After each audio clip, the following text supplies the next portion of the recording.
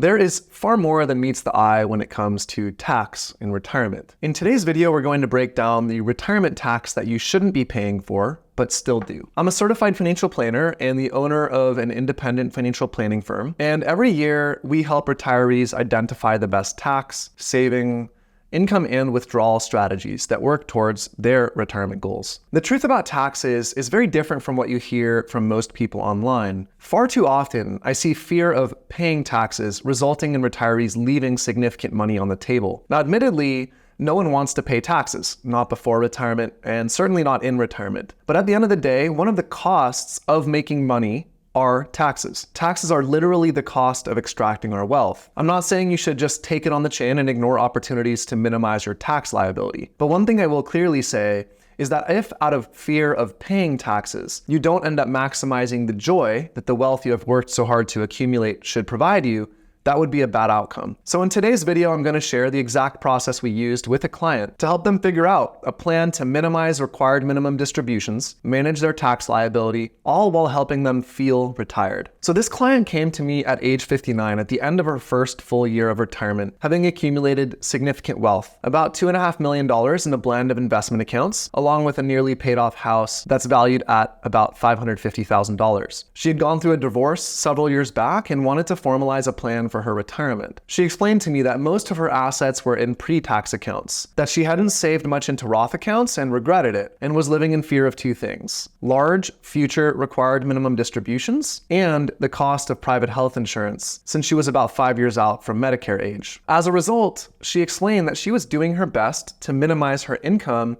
so that she could obtain ACA healthcare subsidies for her health insurance. She explained that she was trying to calculate whether that was indeed in her best interest, or would it be better to perform Roth conversions to avoid the tax bomb that lay ahead of her at RMD age. And you can see here on the screen, this is what her actual marginal tax bracket change would look like over the course of her retirement. Looking at a chart like this one on the screen that shows this woman's change in federal tax bracket over time, it would be reasonable for the tax bomb ahead of her to instill fear. So I asked her a couple questions. The first was, how much had she been living on for the first full year of her retirement? Now, she explained that she had been living off of about $70,000 in withdrawals, about $55,000 in actual spending money, in order to stay below 4 times the federal poverty limit to obtain those healthcare subsidies. So the next question I asked was, did living on that amount of money feel like what she expected her retirement to feel like? She replied to me and said, no, I feel like I haven't really retired. I feel like I'm just getting punished no matter what I do, that I can't spend my money or I'm going to end up losing my subsidies, or if I spend more, I'm just going to pay more in taxes. She explained to me that just before meeting with me, she had almost impulsively pulled the trigger on a substantial Roth conversion, and that the only reason she hadn't pulled the trigger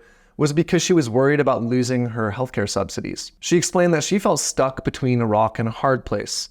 She was blinded by her fear, and her fear was taking her along for a roller coaster ride between being paralyzed into spending trickles of her assets and not feeling retired while doing so, versus impulsively triggering a very large, substantial taxable event by performing a big Roth conversion, the value of which she told us she didn't really know. And this is a really common bind retirees find themselves in. So for the rest of this video, I'm going to take you through the exact process and the models we used to help her choose the right path forward. Now, of course, this problem is only one that many retirees will face across their retirement journey. And so if you want to hear about how to solve other retirement mistakes, you can click the link in the description to watch a completely free webinar where I break down how to create the ideal retirement plan. Now, the first thing we did with this client was to present her with this summary table on the screen that is designed to illustrate 3 things. So the first thing we did was present her with this summary table on the screen here, designed to illustrate 3 things. The first thing here on this left column was what would her current withdrawal plan look like over the next 10 years? The second column here, the want to withdraw column, showed what her desired withdrawal plan looked like over the next 10 years if she wasn't trying to aim for those healthcare subsidies. And then the third column here, titled the able to withdraw column, showed her tolerable withdrawal plan. Now, Her current withdrawal plan on the left here had her withdrawing roughly $70,000 in distributions in the first year, and then inflation adjusting that for the first 5 years of retirement, after which, at age 65, she would increase the withdrawals to about $110,000 per year in order to satisfy additional discretionary spending, desires, and goals, things like travel and gifting. The middle column here, want to withdraw, the second withdrawal plan, has her starting next year withdrawing enough to meet all her discretionary desires, and the third withdrawal plan on the right here, called the able to withdraw plan, illustrates the most dollars that she would be able to withdraw out of her accumulated savings each year over the next 10 years. Now, it's hard to tell the difference year by year in this type of a summary table, so what we did is we presented her with this second summary table here, which shows the total amounts, what would be spent from each of those 3 withdrawal scenarios over those 10-year illustrations. Now, in the first scenario, the current withdrawal plan, she would withdraw roughly $950,000 with her current plan. In the second column, she would be able to withdraw roughly $1.2 million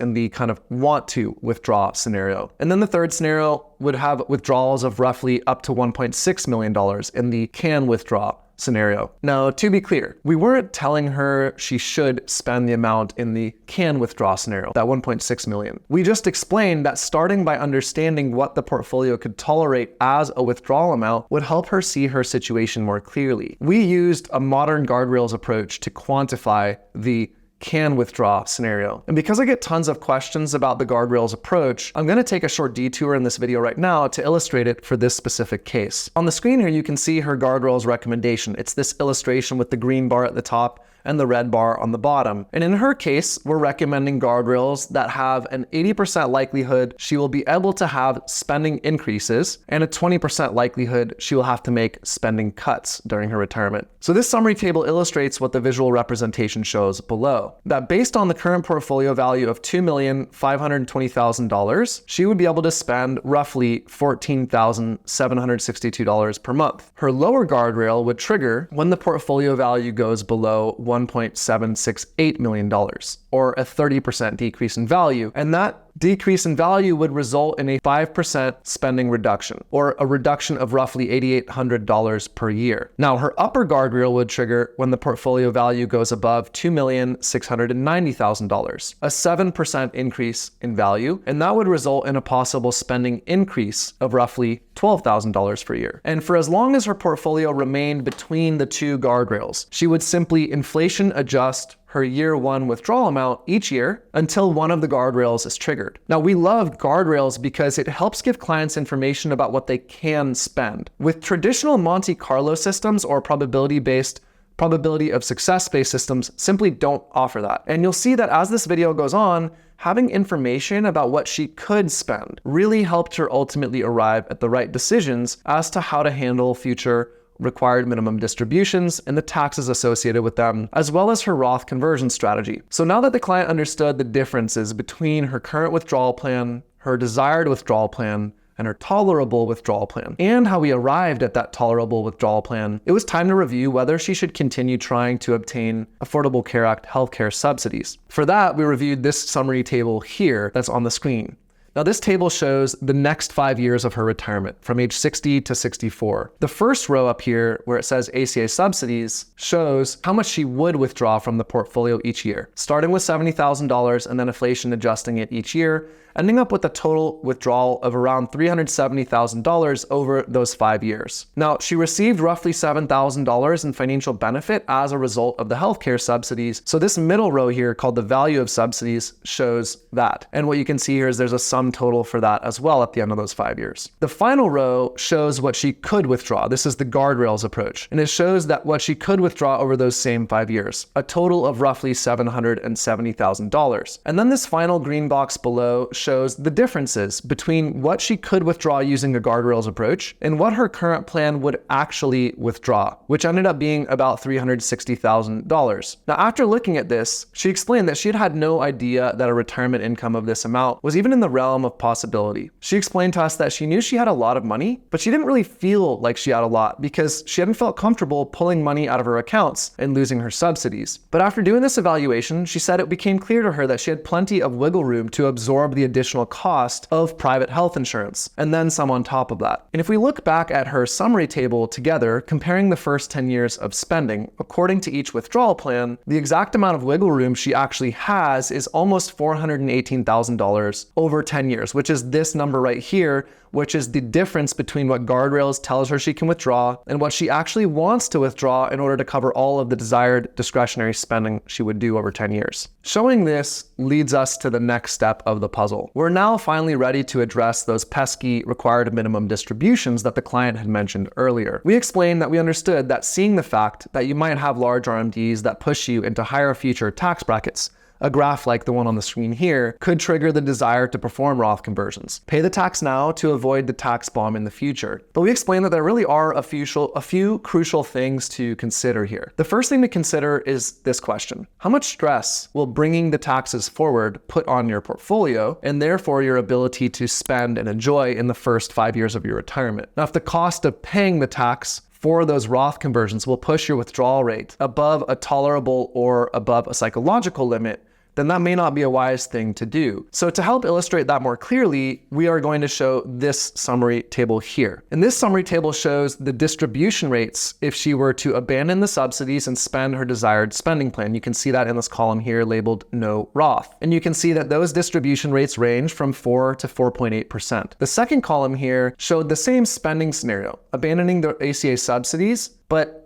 instead, we add on the recommendation to perform Roth conversions according to the financial planning tool's optimal scenario. And you can see that those distribution rates now range from 5.5% to as high as 7.5%. Now, in this client's case, if she wanted to stick to a 4% withdrawal rate for psychological purposes, then Roth conversions really wouldn't make sense. However, if she was comfortable with following the guardrails distribution approach as a result of the clear rules and the dynamic nature of that approach, then Roth conversions might be much more appropriate for her. But this leads to a second thing to consider: the time value of money. Basically, money spent on current experiences and things is worth more and brings more joy and satisfaction than money spent on future experiences and things. And the central question here would be, if the financial planning tool recommends large or larger amounts of Roth conversions in early retirement, how much of those current experiences and things will the cost of a Roth conversion crowd out?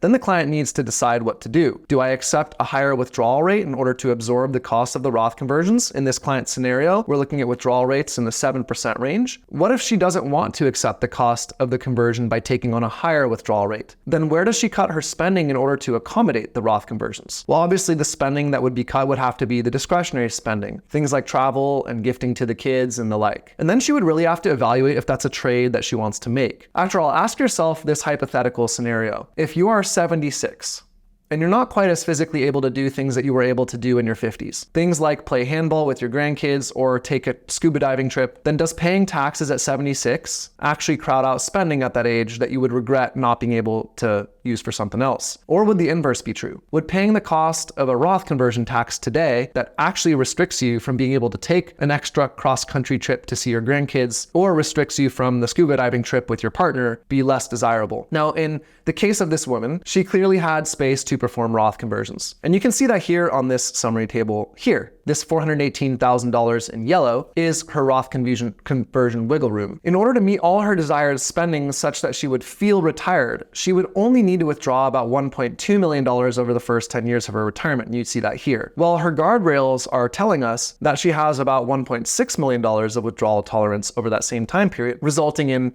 about $418,000 of extra spending tolerance that could be applied towards Roth conversions. Now, coincidentally, this is nearly identical to the amount that the financial planning tool recommends that she do for Roth conversions. And you can see that amount here. Now, she said that she understood all of this, that the summary tables were extremely helpful. The question she had now was, how does she actually proceed with the Roth conversions? Does she do it all at once? Does she do it over in a sequence over a period of time? We actually have specific recommendations for her in that regard. Now, in her case, we recommend sequencing the conversions over the next 10 years. This would be a more flexible and dynamic approach and allow her choices. For instance, in some years. Would she rather perform a Roth conversion, or would she potentially like to give her kids cash gifts? Using this final summary table here that I'm pulling up on the screen, we illustrated the following. You have a want to withdraw column here on the left, and this shows what we calculate you will need in order to withdraw in order to support all the spending you tell us you desire. And then in the middle column, we have the able to withdraw, which is the guardrails. And each year, as the year comes to a close,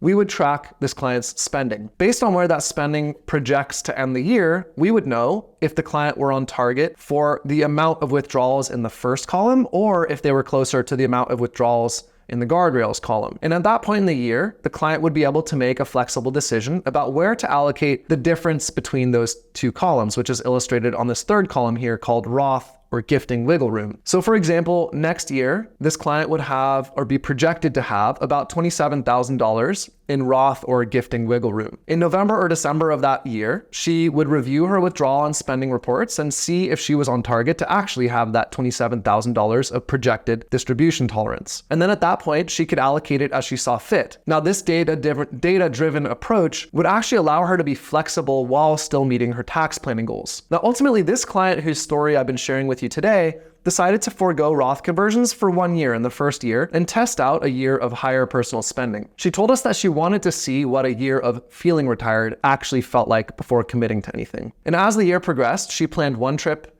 and then another and then another, and then ultimately had 5 amazing bucket list travel opportunities that she got to experience. And she reported back to us that she would never have felt that that was possible or given herself permission to do those things, and felt absolutely elated that she could accomplish all of this, that she finally felt like she was winning, that she finally felt like she was wealthy. The reality here is that there are no gimmicks to avoid taxes. The best you can do is balance a seesaw of trade-offs. If you pay taxes today so that you don't pay taxes tomorrow, you have to give something up in return, which is current day spending. And if you pay taxes later so that you don't pay taxes today, you're going to give up future spending and take on the risk that tax rates could be higher in the future. Now, knowing all of that, there are still ways to manage taxes that large future RMDs could incur. A couple of those ways are to, 1, sequence withdrawals from pre-tax accounts in the years leading up to retirement age or leading up to RMD age to smooth out future shifts into higher tax brackets. So this would look like strategically withdrawing from pre-tax accounts such that you would distribute enough from those pre-tax accounts before RMD age so that you're not kicked into higher marginal tax brackets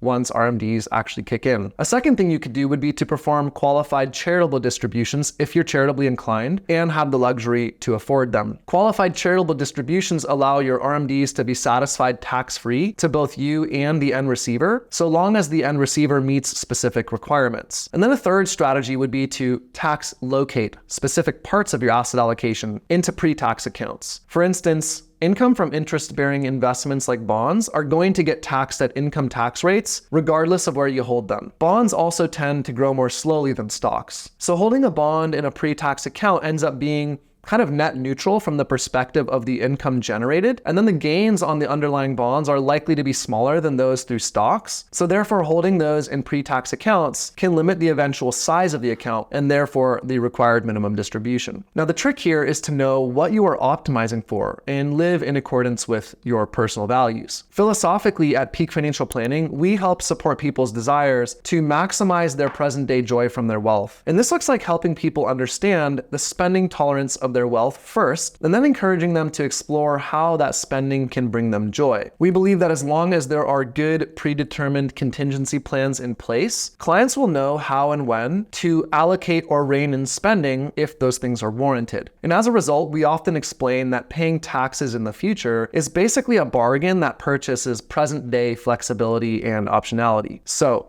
I hope you found this exploration helpful. If you'd like to learn more about how we help our clients build and prioritize their retirement plans, you can visit our website at www.thepeakfp.com. And as always, thank you for your time and attention, and I'll see you in the next video.